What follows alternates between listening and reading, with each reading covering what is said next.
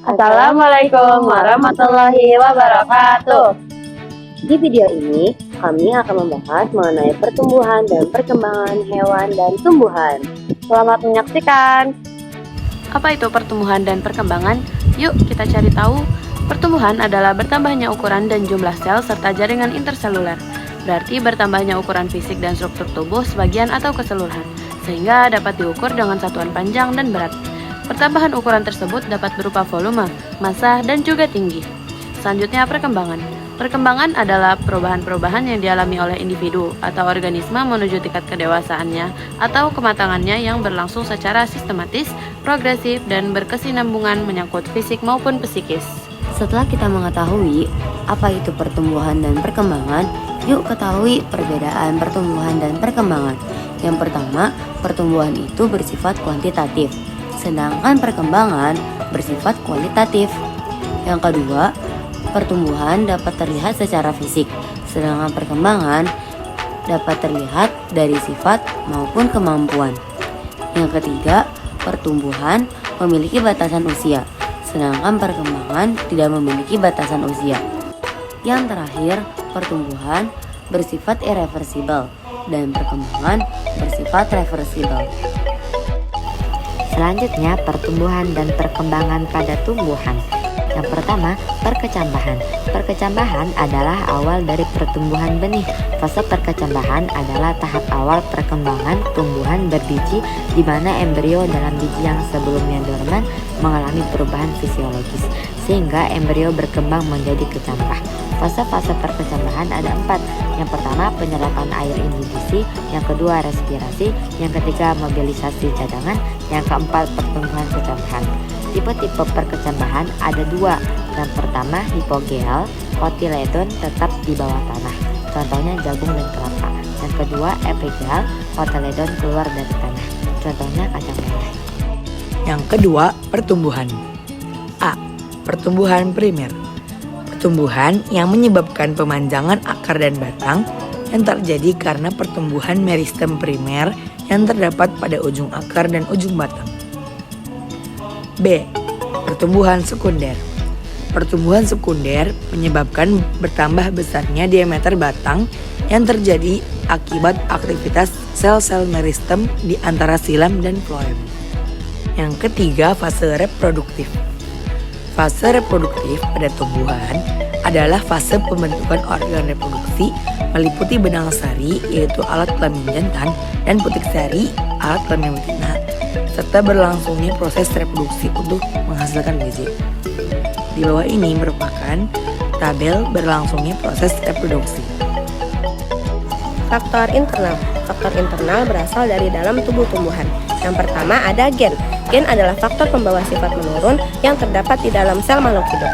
Gen berpengaruh pada setiap struktur makhluk hidup dan juga perkembangannya. Yang kedua ada hormon. Pertumbuhan dan perkembangan pada tumbuhan juga dipengaruhi oleh hormon tumbuhan yaitu fitohormon. Hormon tumbuhan yang telah diketahui antara lain ada auksin, giberelin, sitokinin, asam aksisat, asam traumalin, gas etilin, dan kalin. Untuk lebih jelasnya, kalian bisa lihat di tabel berikutnya ya. Faktor eksternal. Faktor eksternal berasal dari luar tumbuhan. Yang pertama ada cahaya matahari. Cahaya matahari menjadi sumber energi utama bagi fotosintesis. Bagaimana nanti intensitas, durasi, dan kualitas cahayanya dapat mempengaruhi laju fotosintesis, pertumbuhan, dan pembungaan tanaman tersebut. Faktor eksternal yang selanjutnya yaitu nutrisi.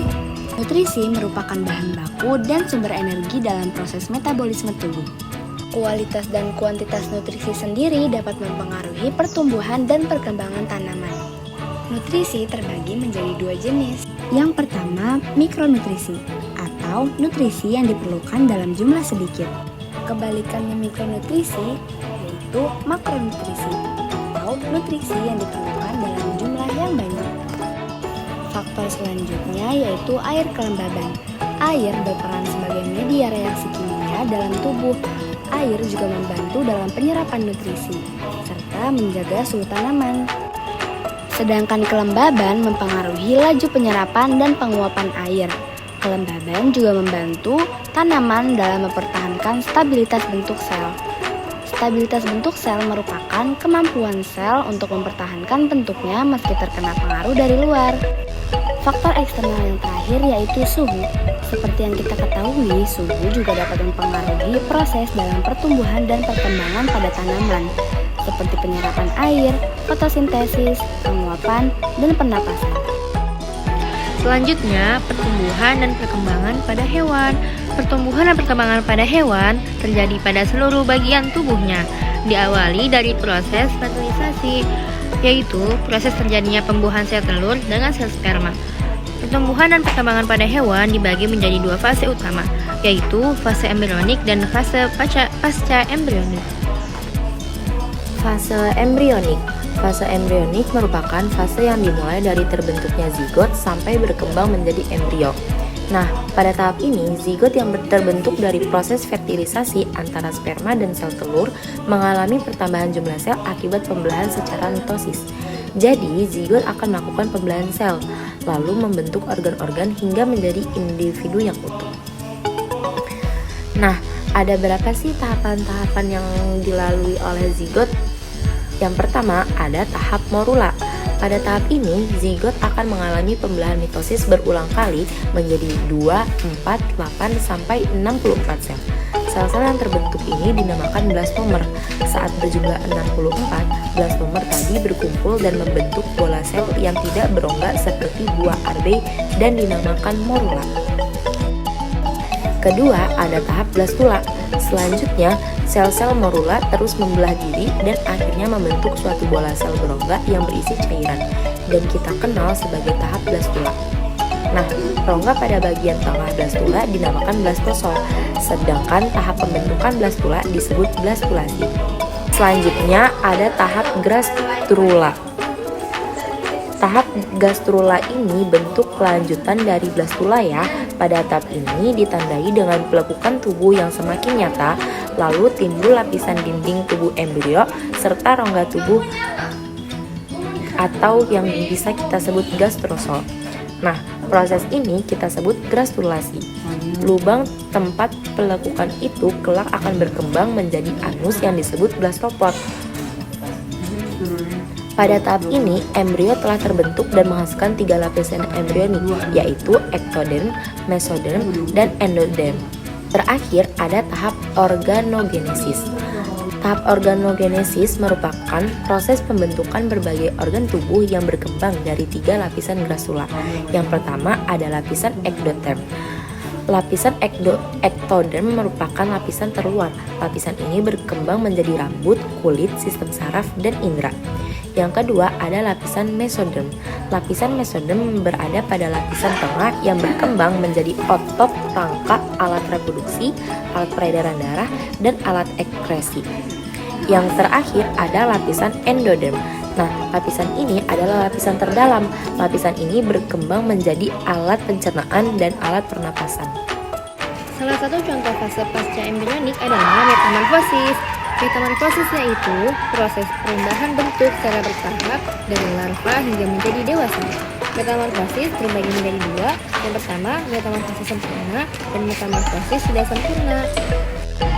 Yang pertama, metamorfosis sempurna.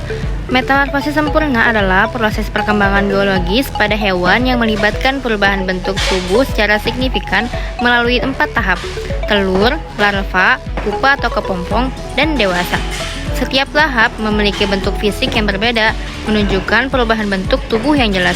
Contoh hewan yang mengalami metamorfosis sempurna adalah kupu-kupu, nyamuk, lalat, dan katak. Yang kedua, ada metamorfosis tidak sempurna. Metamorfosis tidak sempurna adalah proses perkembangan hewan di mana perubahan bentuk tubuh terjadi secara bertahap, tapi tidak melalui fase pupa atau kepompong. Hewan yang mengalami metamorfosis tidak sempurna seperti kecoa, belalang, dan jangkrik hanya melewati 3 tahap. Ada telur, nimfa, dan dewasa.